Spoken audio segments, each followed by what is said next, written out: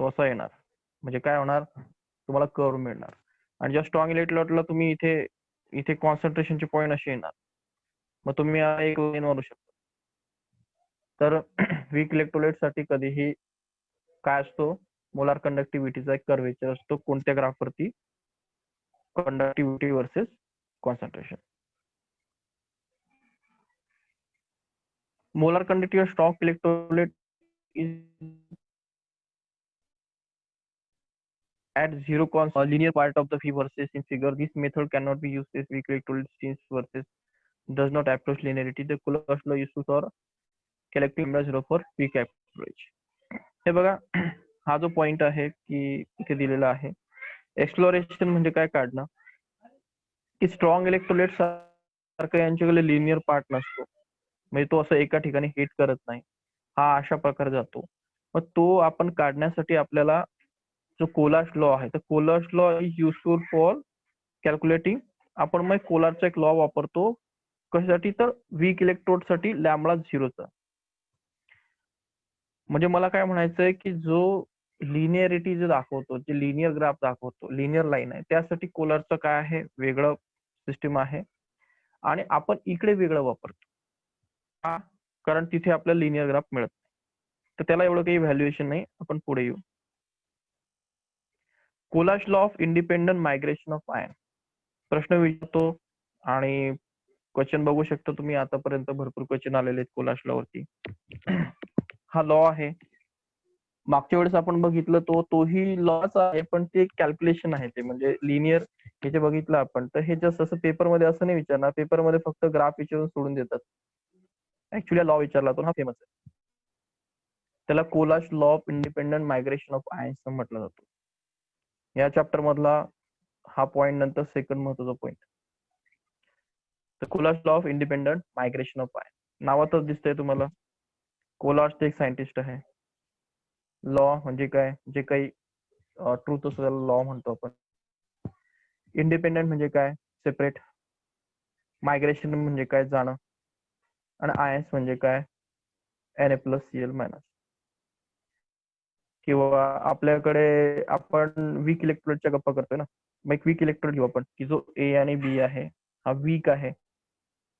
Weak म्हणजे त्याच्यातले 30% ion देतात, 70% तसेच राहतात. मग आपण त्या 30%च्या गप्पा करतोय.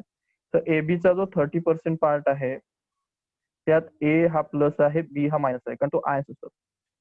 मग कोलारचं लॉचं नावच काय म्हणतं, की हे जे आयन्स आहेत ते इंडिपेंडेंटली काय होतात, मायग्रेट करतात, म्हणजे वेगळे होतात, मूव्ह करतात. यालाच म्हणायचं कोलारचं लॉ. ते इंडिपेंडंट असतं, सिम्पल.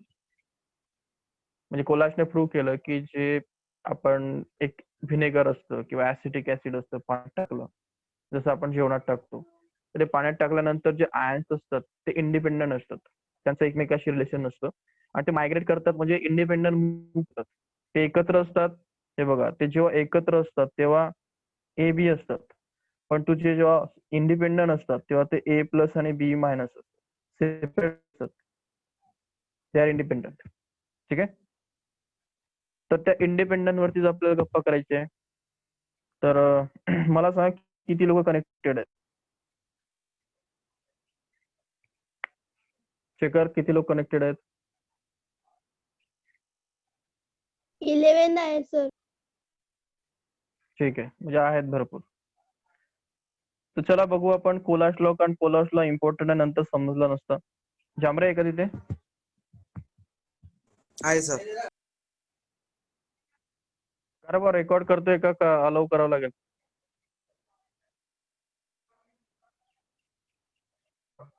ठीक आहे. हे बघा, कोलाश लॉ भरपूर महत्वाचा आहे. पुन्हा सांगतो, कोलाश लॉ काय आहे, तर इंडिपेंडंट म्हणजे सेपरेट होणं, मायग्रेशन ऑफ आयन म्हणजे ए प्लस आणि बी मायनस, हे सेपरेट होतात, मायग्रेट करतात. मायग्रेट करणं म्हणजे मूव्ह करणं इंडिपेंडंटली, म्हणजे ते एकमेकाला सोडून इंडिपेंडंटली मूव्ह करतात. त्यालाच कोलाशचा लॉ म्हणतात. सिंपल आहे. स्टेटमेंट बघू आता. स्टेटमेंट कोणीतरी वाचावं. कोण वाचणार? वाच शेखर पाटील. हो sir. The law states that in finite dilution, each ion migrates independent of co-ion and contribute to total molar conductivity of an electrolyte. irrespective of the nature of other ion to which it is associated. हे बघा बघू statement तुम्हाला तुमच्या हे बघा statement थोडेसे वेगवेगळे असतात. मागच्या बुक मधलं स्टेटमेंट थोडं वेगळं आहे, पण मिनिंग तोच असतो. तुम्हाला लॉ स्टेटमेंट जसं तसं कॉपी करायचे, स्टेटमेंट मध्ये स्वतःचे स्टेटमेंट हे टाकायचे. तर लॉ काय म्हणतो, infinite dilution of infinite dilution म्हणजे काय करायचं, ते घ्यायचं वीक आणि त्याला काय करायचं इनफायनाइट डायल्यूट करायचं. म्हणजे हे कॉन्सन्ट्रेशन आहे आणि हे कंडक्टिव्हिटी आहे. तर त्यात कॉन्सन्ट्रेशन कमी करायचं म्हणजे काय करायचं, त्यात पाणी टाकत जायचं, डायल्यूट करत जायचं, डायल्यूट करून घ्यायचं. तर इनफायनाइट डायल्यूट करायचं म्हणजे एकदम टाकत जायचं, बरोबर, त्याचं कॉन्सन्ट्रेशन कमी होतं. मग हे जेव्हा इन्फायनाइट डायल्यूट करतो आपण, त्यामध्ये भरपूर पाणी टाकतो. मग काय होतं, ईच आयन मायग्रेट इंडिपेंडेंटली. म्हणजे जे आयन्स असतात ते काय होतात, सेपरेट होतात, इंडिपेंडेंट होऊन जातात. कारण त्याच्यामध्ये पाणी एवढं होऊन जातं की ते इंडिपेंडेंट होऊन जातात. इंडिपेंडंट ऑफ को आयन्स. को आयन्स म्हणजे जेव्हा ते ए आणि बी असतात ते काय होतात, एकमेकाचे को आयन्स असतात, कोऑर्डिनेट असतात. कोऑर्डिनेट समजतं ना, कोऑर्डिनेट्स म्हणजे काय, सोबत काम करणार. कोऑर्डिनेटर म्हणजे काय, एकत्र करणार. जे कोऑर्डिनेट्स असतात ए आणि बी ते काय होतात, वेगळे होऊन जातात. हा वेगळा होतो, बी वेगळा होतो. अँड समजलं ना को आयन काय, को आयन म्हणजे काय, ए आणि बी, ए चा बी हा को आयन असतो आणि बी चा ए को आयन असतो, कारण ते कंट्रीब्युट करत असतात एकत्र. तर पाणी भरपूर टाकल्यामुळे, इन्फायनाइट टाकल्यामुळे तो ग्राफ असा जायला लागतो. म्हणजे हे चाललाय, तुम्ही डायल्युशन करताय, कॉन्सन्ट्रेशन खाली नेताय तरी तो असंच जातो, असंच जातो. काय होत आहे की ते को आयन्स काय होत आहेत, ते इंडिपेंडंट झाले, ए वेगळा झाला, बी वेगळा झाला. आणि हा पहिला पॉईंट, त्याने पहिला पॉईंट सांगितलं की तुम्ही भरपूर पाणी टाका, ते जे आयन्स आहेत ते इंडिपेंडंट होतील, मायग्रेट करायला लागतील. दुसरा point, contribute to total molar conductivity of electrolyte irrespective of the nature of the ion to which they associate. दुसरा पॉईंट, हे बघ, ह्या लॉचे दोन पार्ट आहेत अँड आय मध्ये, म्हणजे 1 पॉईंट आणि अँडरचं सेकंड पॉईंट. पहिला पॉईंट काय होता बघा, डायल्युशन करा, पाणी टाका, आयन्स हे सेपरेट मायग्रेट व्हायला लागते. हा पहिला पॉईंट. म्हणजे ए आणि बी अशा प्रकारे काय ब्रेक झाला आणि तो ए इकडे जायला लागला बी इकडे, कारण तुम्ही त्यामध्ये भरपूर पाणी टाका. पहिला पॉईंट. दुसरा पॉईंट, जेव्हा हा ए आणि बी हे सेपरेट होतील आणि आपण इथे बॅटरी लावलेली आहे, आपण वरती लक्षात ठेवा, ह्या पाण्यामध्ये आपण इलेक्ट्रोड टाकून बॅटरी लावलेली, पाणी टाकलेलं आहे. मग काय होत आहे की हे जेव्हा आयन्स वेगळे होतात, को आयन वेगळे होतात, मग ते कंट्रीब्यूट करतात. कंट्रीब्यूट करतात म्हणजे काय, इथून इथे लाईट लावायची आहे आपल्याला, बॅटरी लावली आपण, तर हा आयन आणि हे बी आयन, ए प्लस असेल तर तो मायनस कडे जातो बॅटरीच्या, बी मायनस असेल तर तो प्लस कडे जातो बॅटरीच्या.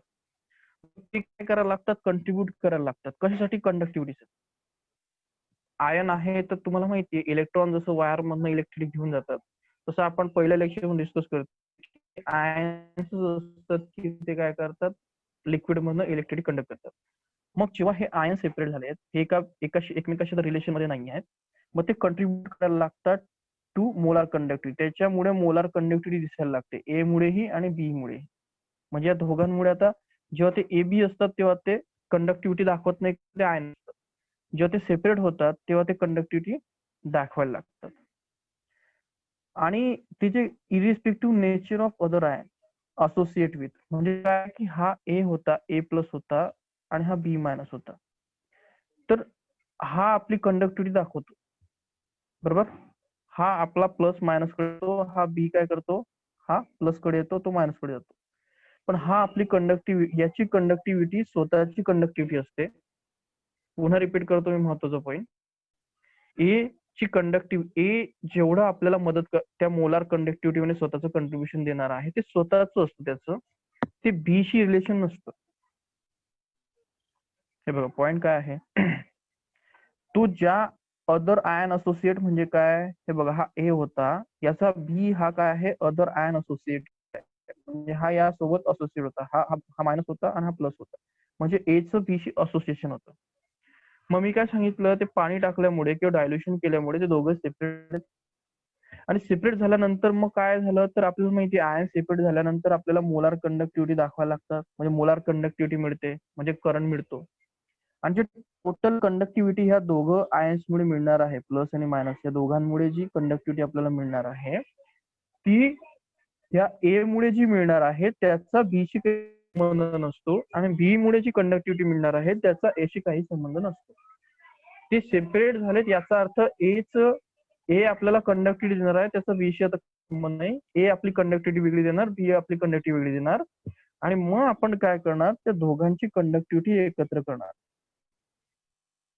हे बघा, या दोघांची कंडक्टिव्हिटी आपण काय करणार, एकत्र करणार.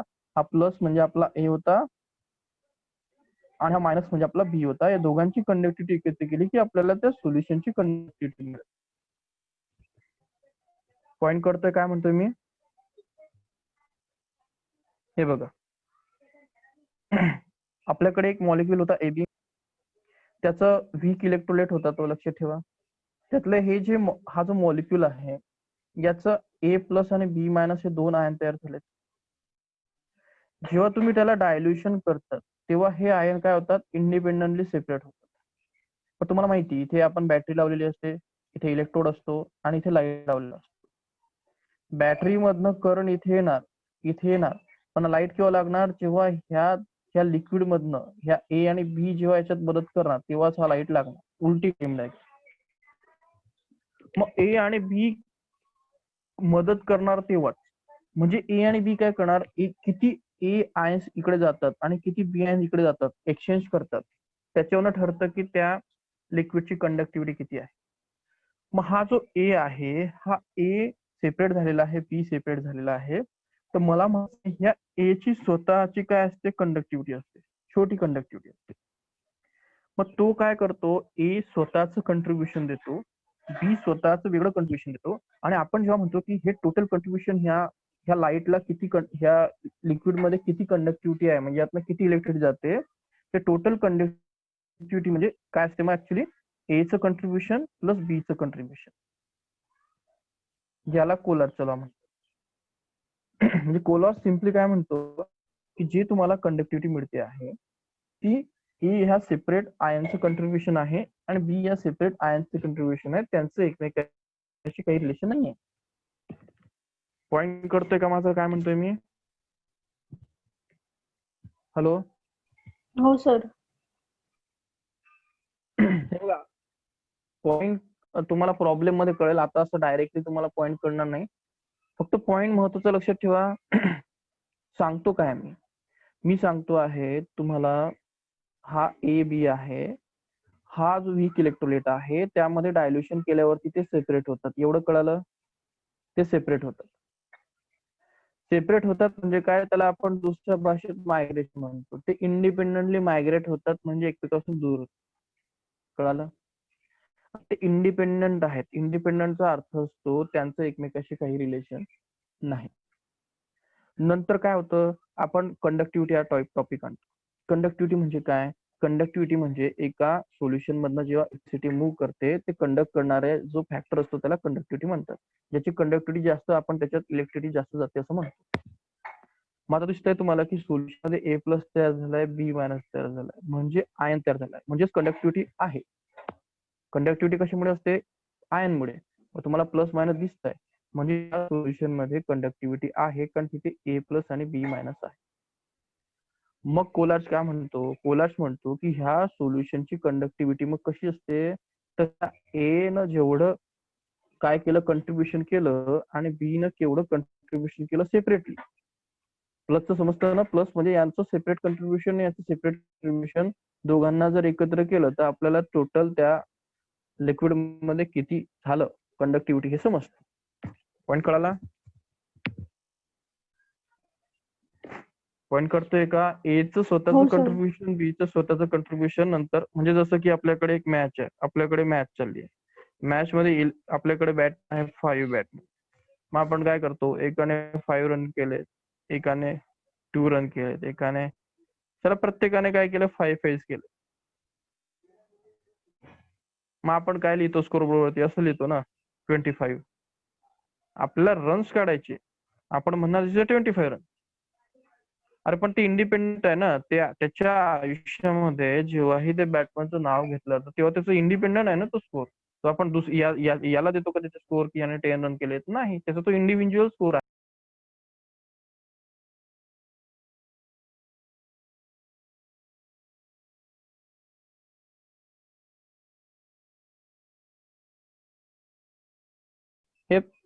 5 प्लेयर होते, ए बी सी होता, त्याने 5 रन्स केले, त्याने 10 रन्स केले, हे म्हणजे मॅच मध्ये रन्स ते 15 झालेले आहेत. पण त्यामध्ये एचं कंट्रीब्युशन 5 आहे, बीचं 5 आहे आणि सीचं 5 आहे. ते तर त्यांचं इंडिव्हिज्युअल आहे, ते आपण एकमेकाला देतो का? नाही देत, ते त्यांचं स्वतःचं कंट्रीब्युशन आहे. तर सेम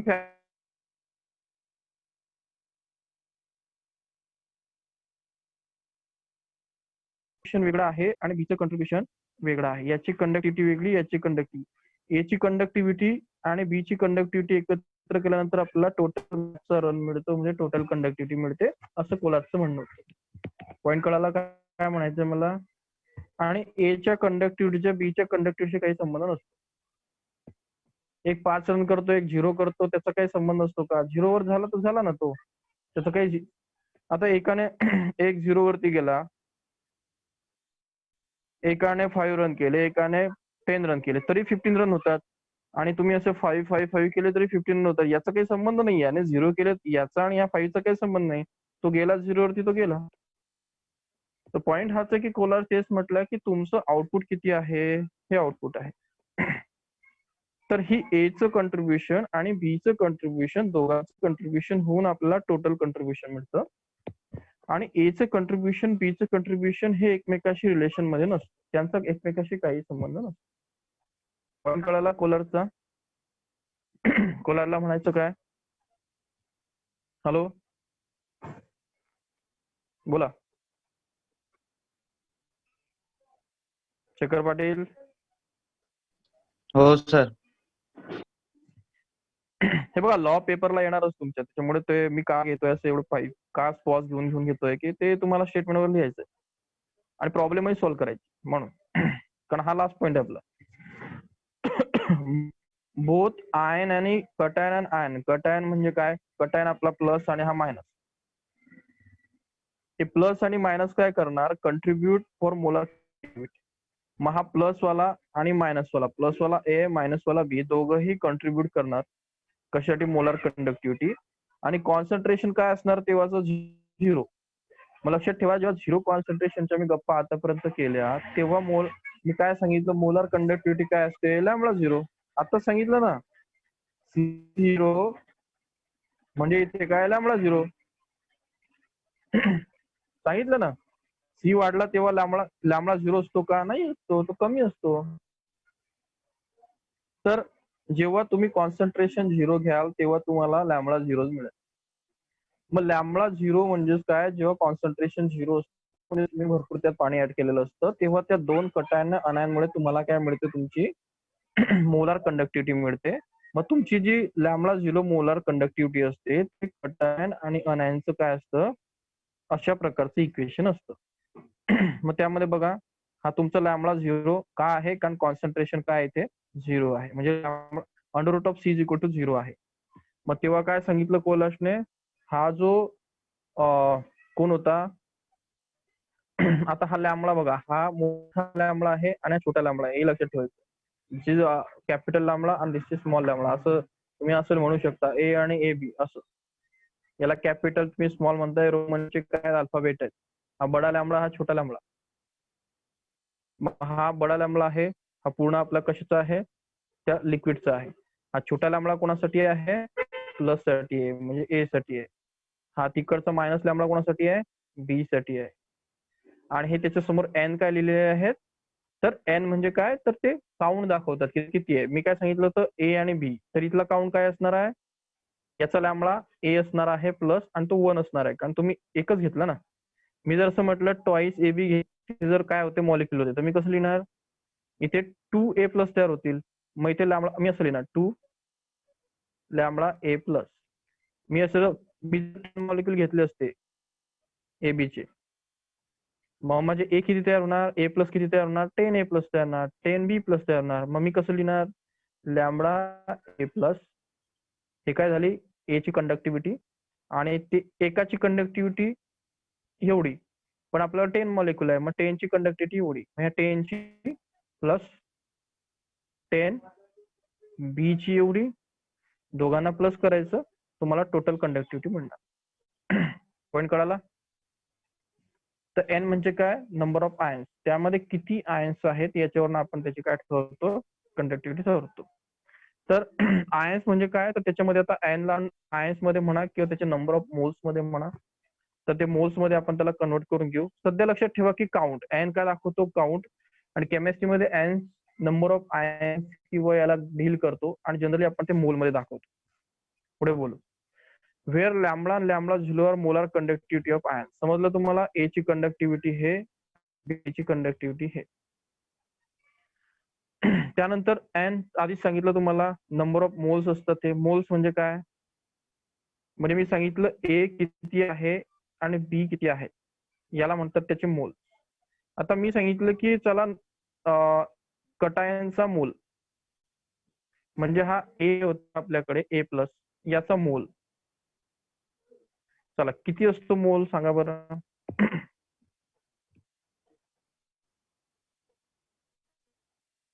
मोल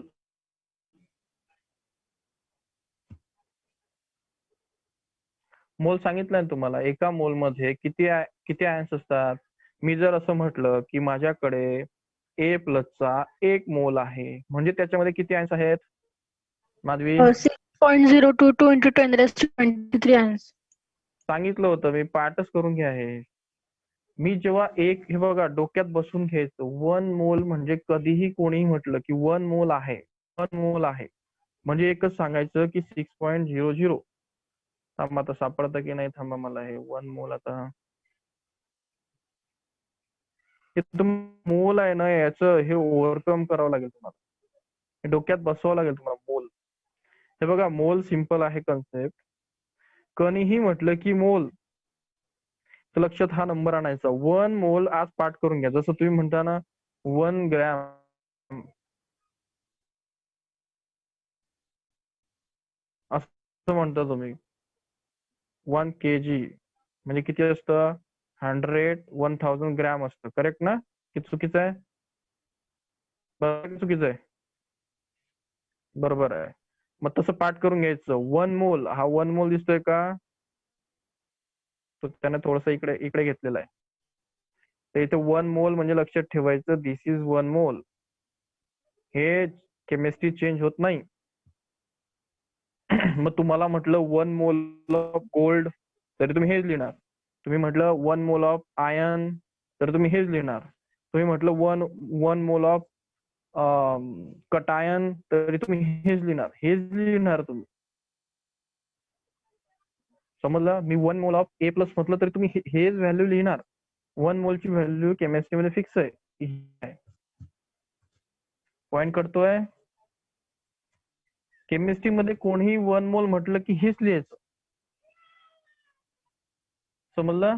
1 मोल म्हणजे एवढे असतात, आणि हे मास नाही आहेत. म्हणजे मी जेव्हा म्हटलं की ए प्लसचं 1 मोल घ्यायचं आहे, म्हणजे एवढे आयन्स घ्यायचे आहेत, हे मास नाहीये, हे काउंट आहे. हा काउंट समजतो ना, 6 into 10⁻³ काउंट समजतो ना. त्याला मॅथ मध्ये कसं लिहितात, त्याला मॅथ मध्ये असं लिहितात, 6 वरती 10 चे 3, म्हणजे असे एवढे 23 झिरो द्यायचे.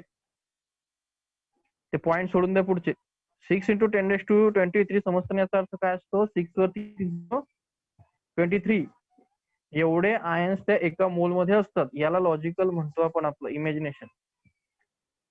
एका आयन मध्ये, एका 1 मोलच्या, मी जेव्हा म्हणेल की एक इलेक्ट्रोलाइट आहे, त्याचा कटायन आहे, आणि तो 1 मोल आहे, म्हणजे त्याच्यामध्ये त्या एका मोलच्या आयन मध्ये किती आयन्स ऍक्च्युअली त्या लिक्विड मध्ये फिरत आहेत, तर 6 वरती 23 झिरो लावायचे, तेवढे फिरतायत. मी म्हटलं की तो जो कटायन आहे, म्हणजे तो ए प्लस आहे, तो 2 मोल आहे, म्हणजेच काय आहे, 2 into 6:23, त्याचे पुन्हा मल्टिप्लाय करायचे. समजताय मोल काय कॉन्सेप्ट आहे? तर डोक्यात बसवा मोल. आणि केमिस्ट्रीमध्ये कधीही लक्षात ठेवायचं, छोटा एन आला की तो मोलच असतो. केमिस्ट्रीच्या एन ला भरपूर व्हॅल्यू आहे. N means mole, that's all, संपलं. जिथेही तुम्हाला, कुठेही केमिस्ट्रीच्या बुक मध्ये दाखवा मला कुठे की एन आहे तर तो मोल नाही. केमिस्ट्रीत एन म्हणजे मोलच असतो, संपलं पण. आणि ते काय असतं ते माहिती असतं पाहिजे. मग तुम्ही म्हणणार सर आता मग 1 mole of hydrogen 1 mole of तुम्ही, आणि हे बघा हाही कॉन्सेप्ट पूर्ण डोक्यात बसून घ्या नीट. हा 1 मोल ऑफ H2O घेतला मी, 1 मोल ऑफ H2O घेतला, असतो का 1 मोल ऑफ H2O? हो. असतो का? असतो, करेक्ट. मग मला सांगा 1 मोल ऑफ H2O मध्ये किती H2O चे मॉलिक्युल आहेत? 6.022 into 10 raised to 23. तेवढेच. अरे 1 मोल म्हटला म्हणजे कोणाचाही असो, तो पाण्याचा असो, सोन्याचा असो, तो कशी केमिस्ट्री कोणाचाही 1 मोल म्हणायचा, त्याच्यामध्ये एवढे आहेत. म्हणजे फक्त काय आयनचा 1 मोल नसतो, ऍटमचा नसतो, कोणाचाही मॉलिक्युलचाही असतो. ठीक आहे, त्याला मोलार मास म्हणतो आपण. तर ठीक आहे, मला वाटतं की 1 मोल म्हणजे पाठ हे होमवर्कला टाकायचं. चला 1 मोल म्हणजे काय ते पाठ झालं पाहिजे. आणि डोक्यात नुसतं पाठ नाही करायचं, कॉमन सेन्स जमवायचं डोक्यात, की मी जेव्हा 1 मोल म्हणणार तेव्हा लक्षात ठेवायचं 1 मोल म्हणजे ऍक्च्युली त्यामध्ये 6 वरती 23 झिरो एवढे आयन्स त्या लिक्विड मध्ये फिरतायत, हे समजलं पाहिजे. इमॅजिनेशन,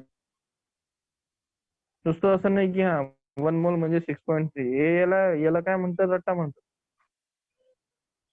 ओके, मग पॉइंट संपलेला आहे आपला.